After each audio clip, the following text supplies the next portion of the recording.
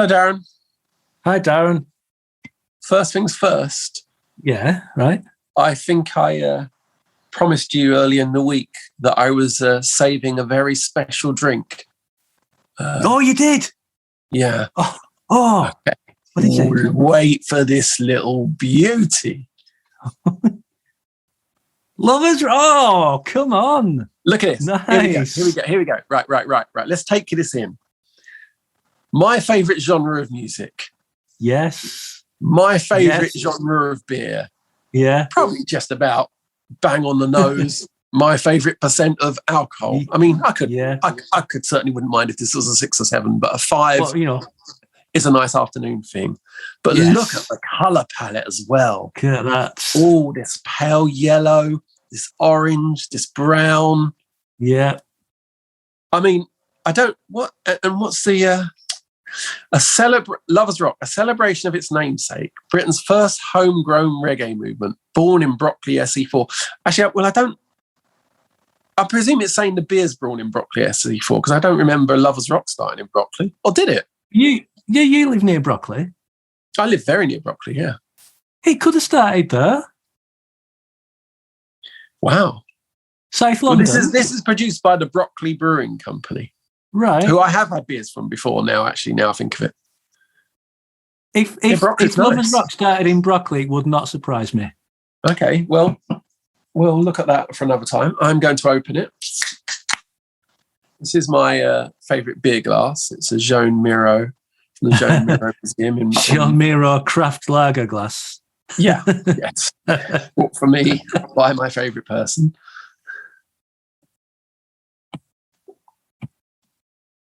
Well, I'm working on my iPad today for the first time in a Brentwood Tuxedo session. Also, the first time in a Brentwood Tuxedo session, I have moved up the scale to A5, which I do sometimes. I don't just want to. Oh, is that only A5? It looks like big A4 in. That's A4, isn't it? Well, is it the size of a letter? Actually, maybe it's bigger than A5. Actually, it's 10 by 7 inches. It's not A4, but maybe it is bigger than A5. Thinking about it, yes, it is, isn't it? Because A6 is about there, so it's in between A5 and A4, I would say. Yeah. Still not quite happy with my placement. There's the beer. So, I wanted to talk to you today about food. Yep. I like food. Yeah, I do and don't, I suppose. Some people don't like food. Do some people not like food? I've got a friend who just sees it as fuel. I think I sometimes see it as fuel. I think sometimes I'm bored of eating. Yeah. Sometimes there's things I need to do in a day. And it's like, oh, God, and I've got to eat. It gets in the way sometimes. And I'm angry about it. I mean, especially when you're making music. I also... Oh, God, we're getting straight into it, actually. We're getting straight into the deep stuff, actually, with me. I also... Oh, God, how do I even start this subject? I have some strange feelings about talking about food, which is strange because I suggested the subject matter today. You did. But I feel uncomfortable when people are extolling the virtues of food. And that draws me to sometimes think, yeah, right, it's just fuel. Shut up. You eat it so you can run, and then you poo it out. Are you talking about, say, if you see someone online who's cooked, you see it on Twitter a lot, I've cooked this thing, it's got these grains in, it's got this potato, it's cooked in this way. I mean, stuff like that. It's all like I think I find it hard to really center on what it particularly is that really gets my goat. Yeah. I think it can be different things. Because no, that isn't necessarily a problem. Right.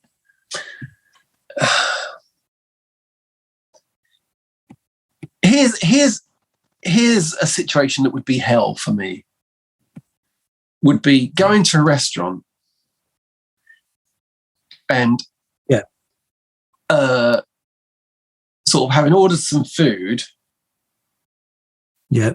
And then the other person going, mmm,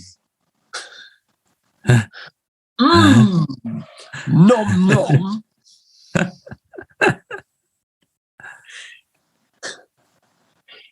Isn't it delicious? Isn't it flavoursome? Mm.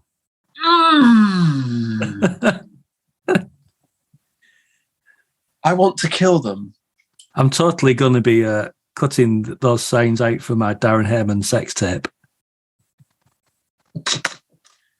No, I know. I can do those as well if you like.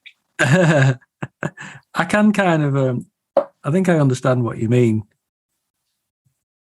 Oh, see, I'm sorry. I'm gonna slightly push you slightly off topic here, but no, not quite. Still food. What I hate about eating in a restaurant is, say you order like steak or fish, and whoever you're eating with will always say, "How's your steak? How's your fish?" And I'm always like, "Yeah, it's steak. It's all right." How is it though? How is it? So, well, why do you order your own if you're that interested? And it's never. How are your potatoes? How's the veg? It's always the steak or the fish. We don't have a wide vocabulary for talking about food still, do we? I mean, how was your steak and how would you describe it? Oh, it's tender. It's, and I think a lot of the words around food are only words for the amount of good it is. It is tasty. It is delicious. Yeah. It has lots of those food qualities in it. Yeah. Words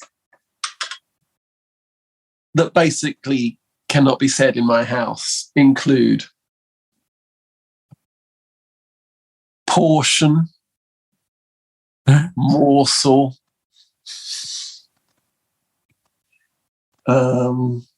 moist, yeah, meal. What would you like for your meal, Darren? No. What would you like for your meal? What sort of sociopath says the word meal? It's fucking disgusting. my God, I feel like I found a kindred spirit. We were once in a supermarket, and we were at the aisle that's got all the pasta and the sauces and stuff, and Becky said, "Shall we get creamy tomato?" And I flinched, like physically flinched, and I said, "Don't say that." I was like, Lord, my voice, don't say that, Becky. Don't say what? Please don't say creamy tomato in public. She's like, why? It's like, it just sounds, it sounds common.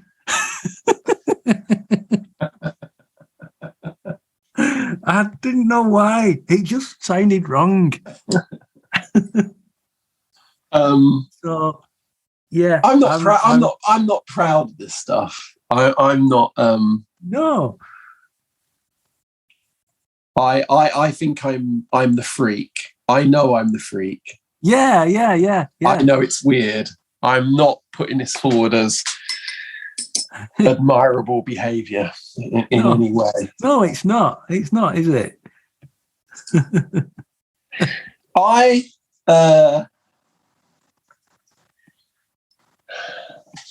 This is possibly the last time I can remember having what was nearly a proper row in a pub with a group of people. Right. I think you have these when you're young. You have them about politics or even, what's the best Beatles album or something stupid, Yeah, the best. I think one by the Beatles. I think as you get older, we cut that shit out, right? I don't really get upset enough to storm out of a pub or anything. And I think I actually might even name names actually in this. But the last time it was in a pub around the back of South Bank Centre. And I was with my ex-wife, Helen, and I was with Tim and Jen, and I was with David Tattersall of the Wave Pictures. Right. And the argument was, can food be art? No. I was on the side of no. Yeah. As was David Tattersall. And everyone else was on the side of yes, food can be art. And at one point when I said, yeah, but, can food make you cry? Can it make you cry with joy? And the other three people claimed that it had. Had it really? Had it? Yeah. Well, I wasn't there to call anyone a liar. And in fact, actually, when they said that, I sort of started to give up. I was like, well, okay, then if that's the case, then, maybe food can indeed be an art. An art form. Can being a chef be the equivalent of, this? Well, no. Have you ever seen The Great British Menu, that TV show? No, I don't think I have seen that one. I mean, it sounds like a title of very similar to lots of other things, but I don't think I've seen The Great British Menu. I've seen The Great British Sewing Thing and The Great British, bring your tat in and get it fixed up. Yeah. Well, it's obviously it's chefs creating menus for competition on telly, but it's kind of like we're creating a menu for a banquet at the British Photography Museum. So we want you to create a photography themed main course. And when they bring the plate, seriously, when they bring the plates out, it's like, well, we have a side serving of minted peas served in an empty film canister, and we're serving the steak on a camera lens, and it's props, loads of props, and I just sit for half an hour and swear at the TV. And it's all this fake jeopardy. They get the meal reviewed by this Irish chef, and the chef will speak to them as he sits and tastes the meal in front of them. They both have a taste of it. Oh, to taste the what? Taste the what? The food. Sorry, the food. And the judge will say, "So are you you happy with your peas, are you? You happy with that?" And the chef's got to say, yes, chef. Very pleased with that. Could it have been any more moist? Yeah, it's the perfect level of moistness, chef. And out of 10, what would you give? What would you give this dish? And the chef is like, and it's always a man pumped with testosterone, and if it's not, it's a woman trying to be a man in a man's world. All very like aggressive and arrogant. I'd give my dish, but they don't want to sound too arrogant. So I'd give my dish an 8.5, chef. And chef judge, he's like, 8.5, would you? Okay. Thank you. Okay. And they do that. And it's hilarious, but it's also really, really, really annoying in a way that I think only cookery competition programs can be. Extremely macho, and this is competitive cooking. Well, there's a lot in there to unpack. There are several. Maybe it says more about me. I've listened to some previous Brentwood Tuxedos, and I'm shocked at how often I interrupt. I'm trying very hard not to interrupt. But there were 2 or 3 times there where I definitely wanted to interrupt. So I'm trying to prioritize the things I have to say about, because there's a lot of content there. Firstly, come the revolution. Yes. Come the day when Darren is president. This Darren. Yeah. When I've got people against the wall, and the first to be shot down will be people who cannot mark out of 10. The limitation is there, you dunce. We say out of 10 because we want 10 gradations. 8.5? Who the fuck do you think you are? Pitchfork? Piss off. It's 8 or 9. If you want an 8.5, then go to someone else who marks out of 20. But I don't. Get off the fence. Here. Well, see, now I'm slightly. See, this it unintentionally, you've sort of pulled me a little bit over to the food can be art thing, because another thing that I dislike intensely is the sort of people who treat art or things of, and this is often TV, but it is also the press, and it is Twitter, and it's everything. But people who score art. Yeah. People who try and make art more like sport. So I include in that, lists. I include that ratings out of 10 in reviews. Right, yeah. The idea that there is or isn't a best, or there isn't such a thing as performance, or, and I'd even sort of go as far as the very idea of awards and stuff is very weird. I mean, I do appreciate we have to have sort of a discourse around art, and there is a need for it to be reviewed, and because we need help in consuming it, and we need to talk about it. Art needs an audience, and it has to be reflected. But,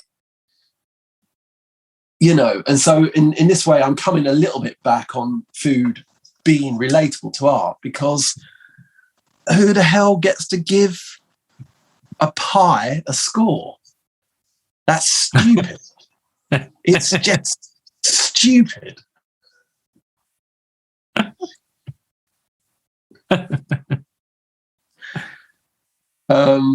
I'm with you. Okay, so on the other hand, as well, though, to give the conversation some balance, my past, lockdown, I guess, and this period after lockdown, this last year, has been very much about food. And I think one of the things that got me through one of the things that was a great help through lockdown was me having an allotment. Yeah. And growing my food. And everything I'm drawing in this picture, I grew.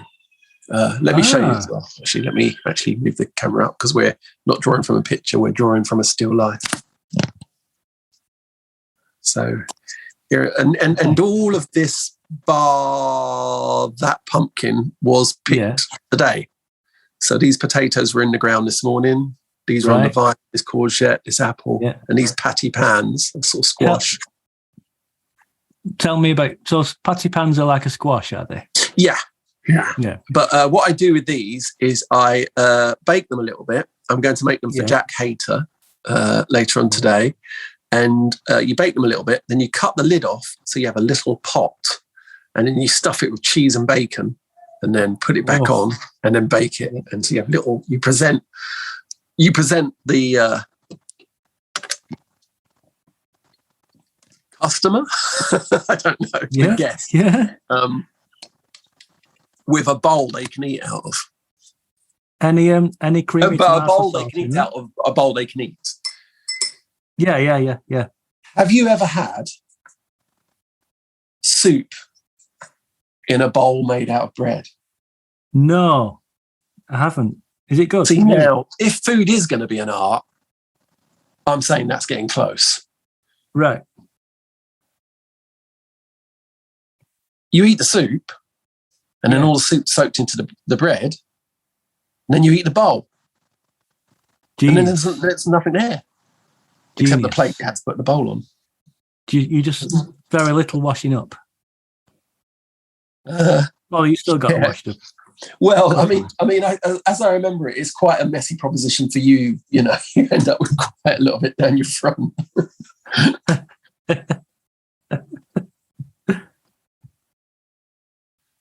I'm kind of interested in the drawing challenge here, though. I think it's quite a challenge to, like, how much can I get this to look like an apple and these to look like tomatoes? I think there's quite a challenge in terms of colour to be had here. And little reflections and stuff. The other thing, which has sort of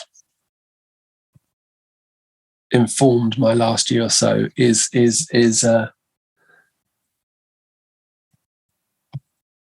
hanging out with someone who disagrees with pretty much every word I've just said, and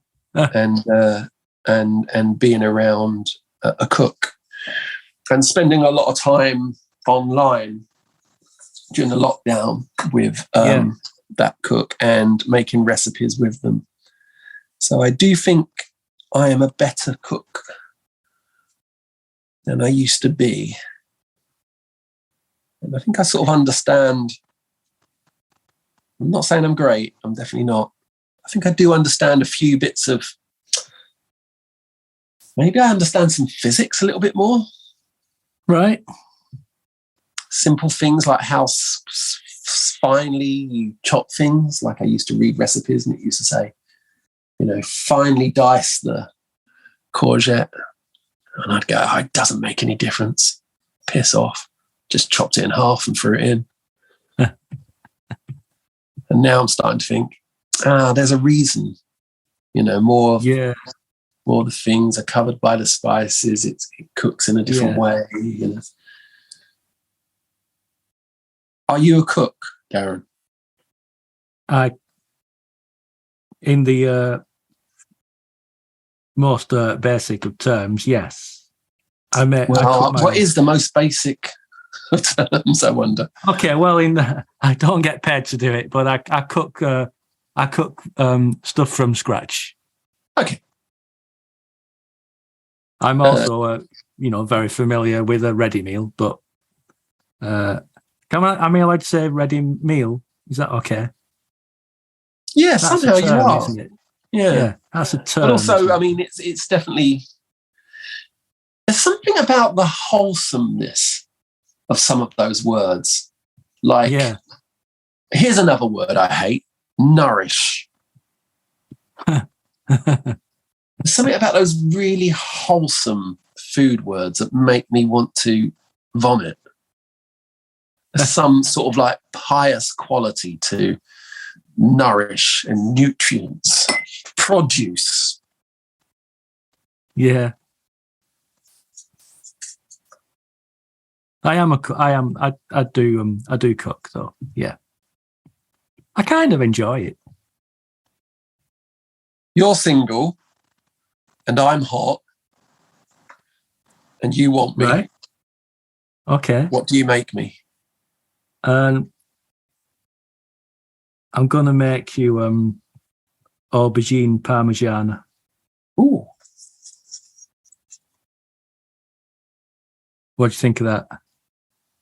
I felt like there was a word missing from the description, though, like an aubergine parmesan what? No, parmigiana. Oh, right. Okay. That's what it is. I don't know what it is. I don't know what that word means.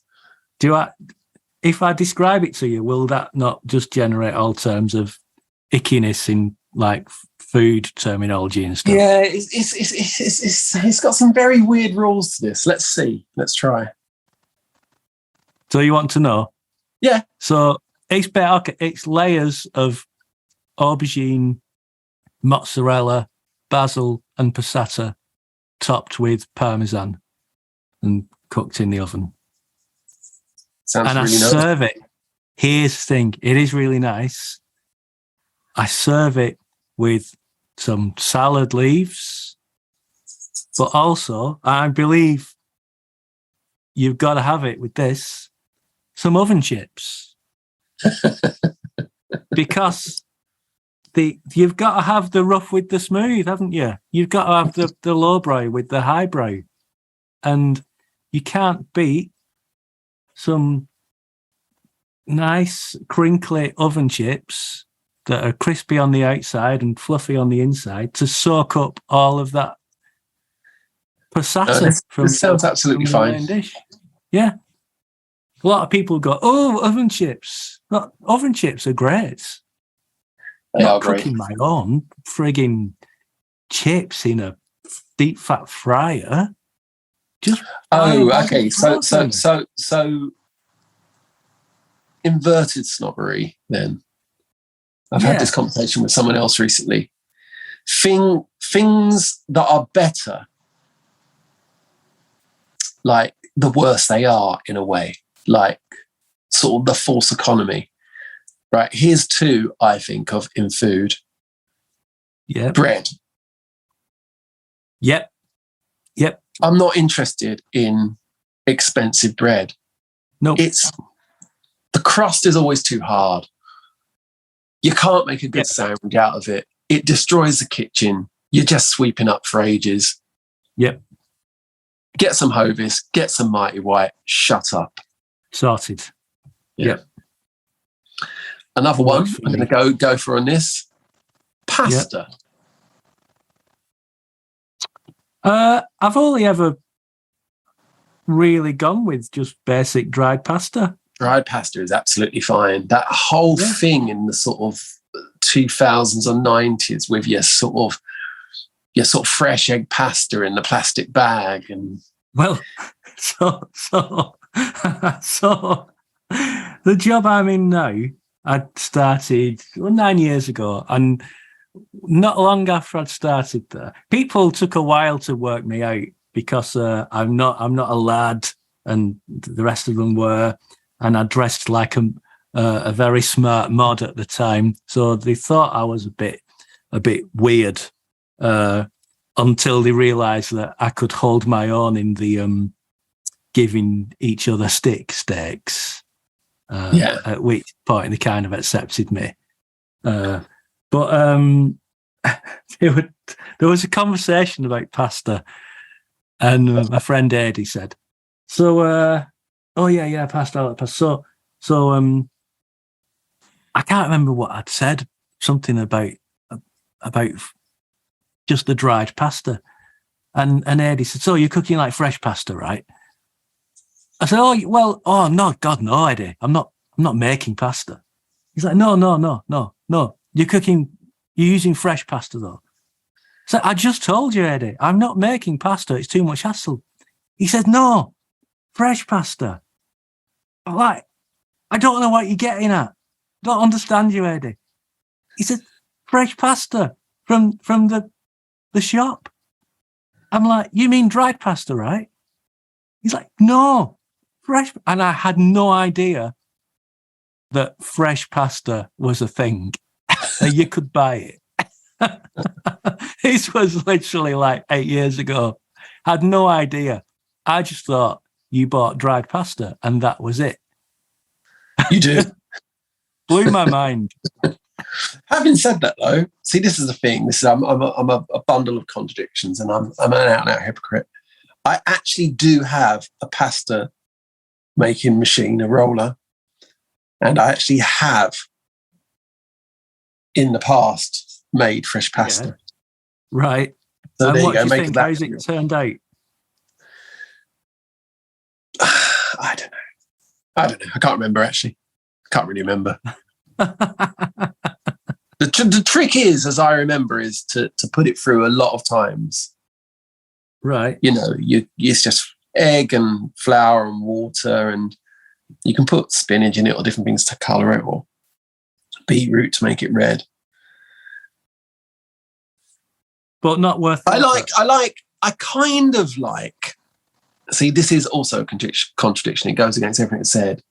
I do quite like, occasionally in life, ridiculously long, unnecessary processes. Yeah. Yeah. So, and I do believe, like just once or twice in your life, you probably should make bread.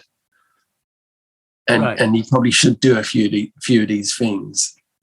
And I think pasta seemed like such a ridiculous thing to make, and I think it is. And largely, the pasta machine sits at the back of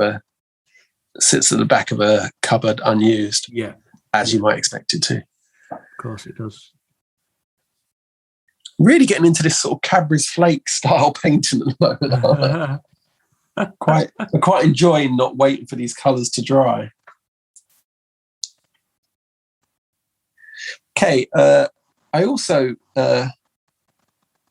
had in preparation for this tuxedo, because I mentioned this a little while ago and I couldn't find the prop. I needed to tell you the story. But I've told you previously about David. David is my allotment owner. Right. So if I'm looking out, he's on my right. And David, both my neighbours have allotments far better than mine. And both my allotment neighbours, I don't think either of them particularly took to me at first. I think they thought of me as some Johnny-come-lately Herbert who couldn't do it properly. I think now is this like me turning up at like my old job and no one knew how to take me then until they realise that you're actually all right? Yeah, exactly. Well, they sort of, now they know that I'm a Johnny Herbert who doesn't take it seriously and is shit at running a lot. And they know that for a fact. But what they now know is that I admit it and I laugh about it, you know. Yeah. And so, you know, their ammunition has gone. Yeah. And so now I can go, oh, David, sorry to be a prick, but could you look water my allotment next week? Because I've, I can't be asked or something like that. So David on one side, for viewers that miss this, is he grows. He has a fantastic allotment, one of the best there. Grows beautiful, massive potatoes and tomatoes. I think he is one of the people there that can almost live off his allotment. You know, there's a hell of a lot of food coming off it. But I ask him what he does. You know, sometimes when he's growing something like a patty pan or a squash, and it just proves that just because you grow the stuff doesn't mean you're good at cooking it. Because his answer on at least 3 occasions has been, well, what do you do? What do you do with your potatoes then, David? And he's going, I'll tell you what I do, Darren. I put a bit of butter on it. and I put it in the microwave. It's lovely.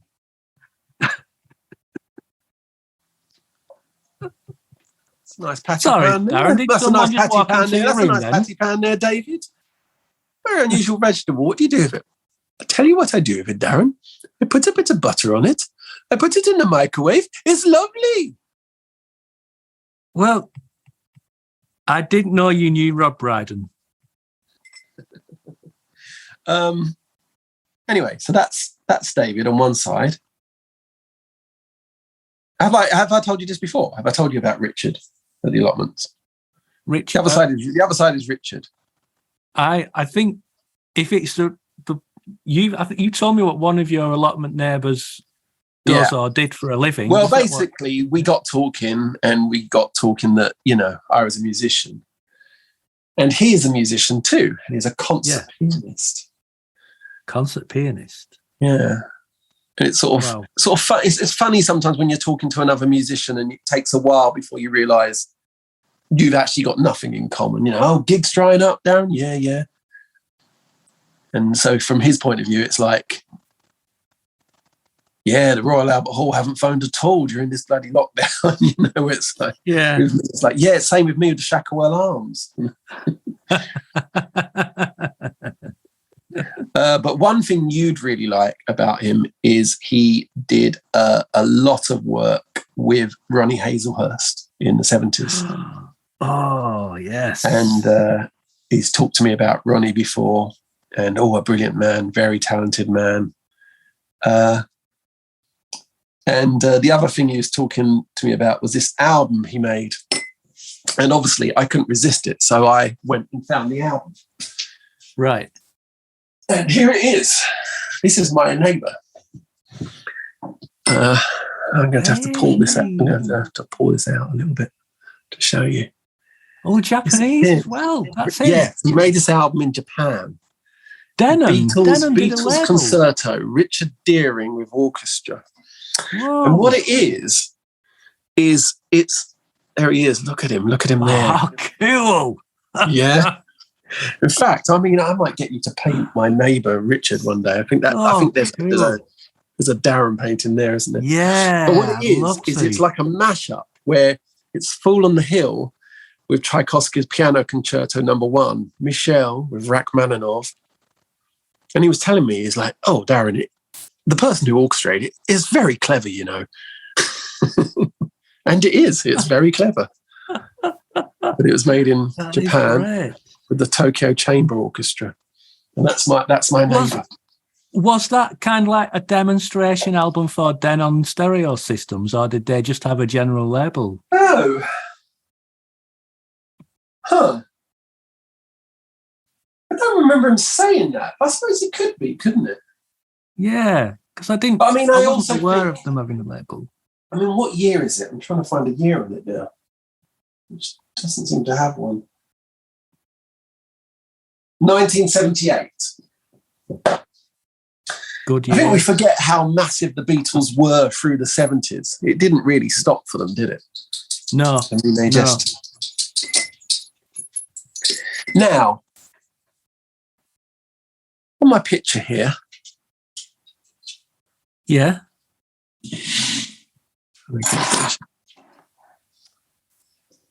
How much would you say you can tell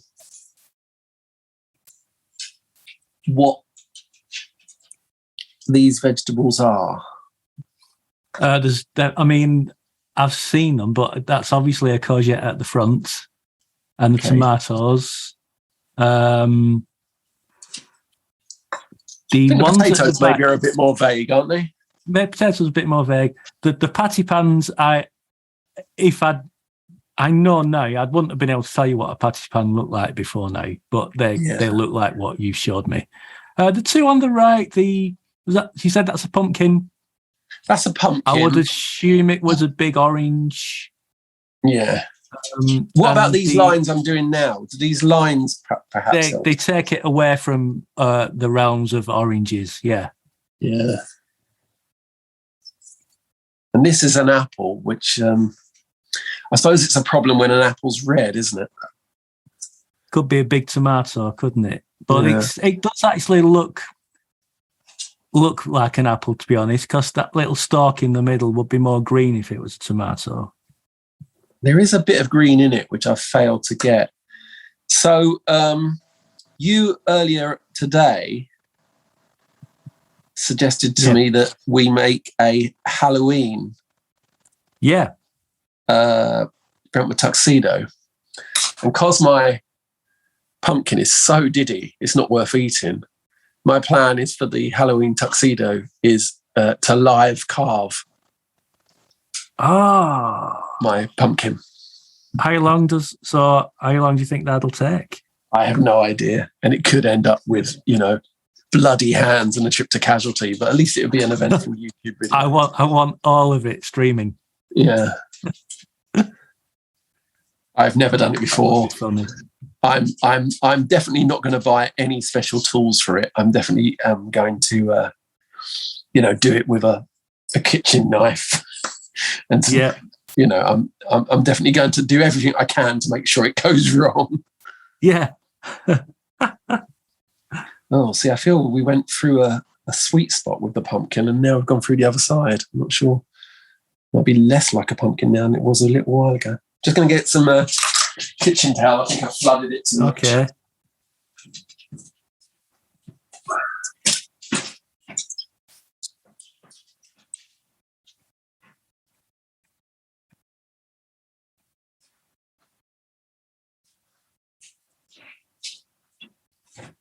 Don't like that bit. I'm going to have to change the size of all that. I'm back. Should create a new layer. Oh, that's good. Look at that. A little bit of blottings, right pumpkin. Yes, so it gives it some texture. I do that occasionally on some portraits. I will rough out the shape of the face and then lift it off with kitchen towel and do that a few times and you get some texture down. Oh, I like that as well. A little hint of green on the apple there. Yeah, that's good. Do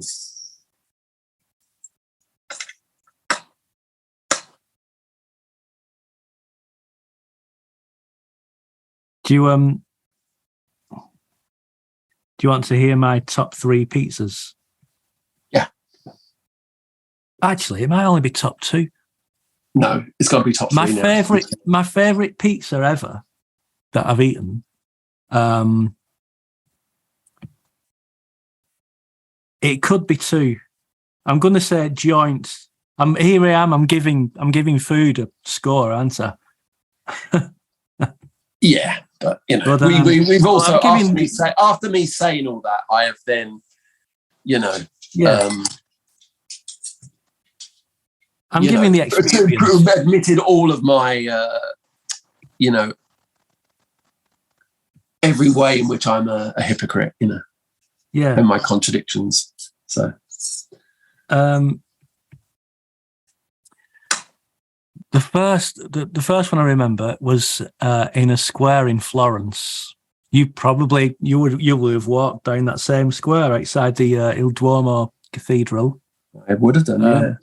And there was a little pizza place.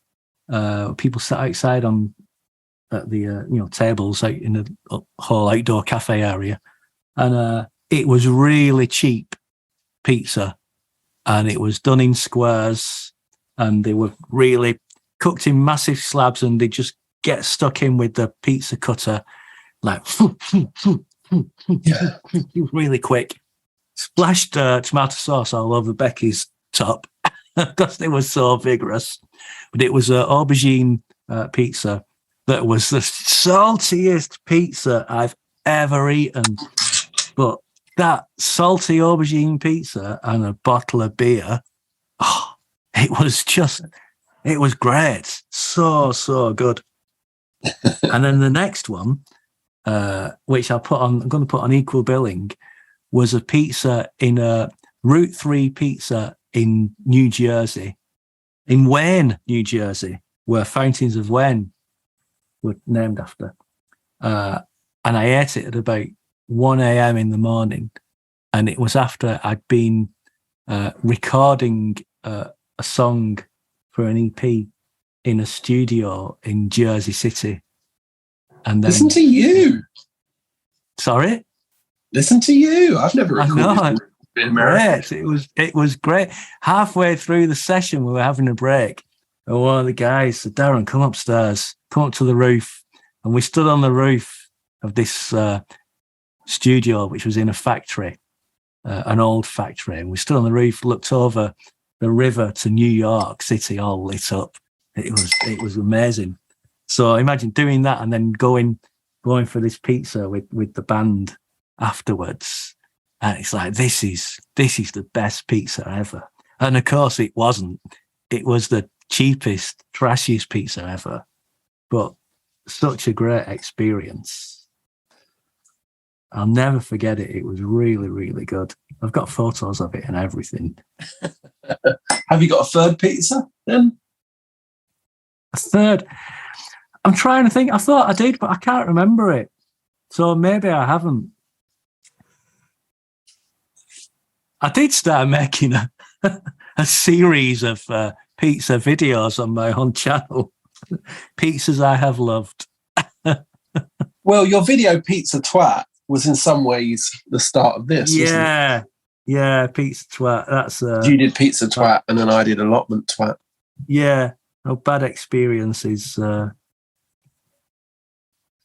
Good to get our bad experiences out in art sometime. Maybe I'll do a job application twat at some point in the future. It'll just be a picture of me on my knees crying.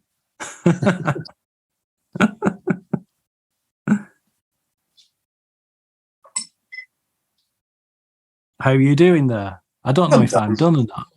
I think I'm done. What have you painted there? Who are they? I'm painting. I dreamt this painting the other night.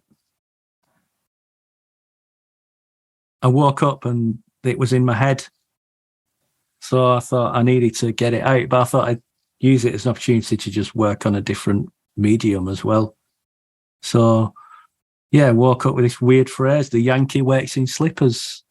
But it looked like that. It was written down on a flash of white paint on a blue background with like some people. It sounds a little bit Kurt Vonnegut in some way. No, I don't know what it is. I must have done it in square. It's almost like there's an album that needs to go with it, or at least a song. I'll make that this afternoon. Yeah, don't know what it means, but there it is. So I did that thing. I've done drawn faces without any reference whatsoever, which is an interesting sort of process. Well, I think soon we should do one of these where we swap discipline. Yeah. Or at least I should talk about why I never paint faces. I keep seeing little extra bits to do on here, but I think it is done really. Yeah, I can't tell whether mine is. I think I might work on it at some point in the future. Well, that's the beauty of digital. Yeah, feel like the background's very empty. But I started to now. I didn't used to sign anything. I've started now to. It's almost by the action of doing that finishes it. Yeah. No, it's done. Signed. Yeah. All right then. Let's call it a day. Very good. Yeah. Bye, Darren. Bye, Darren.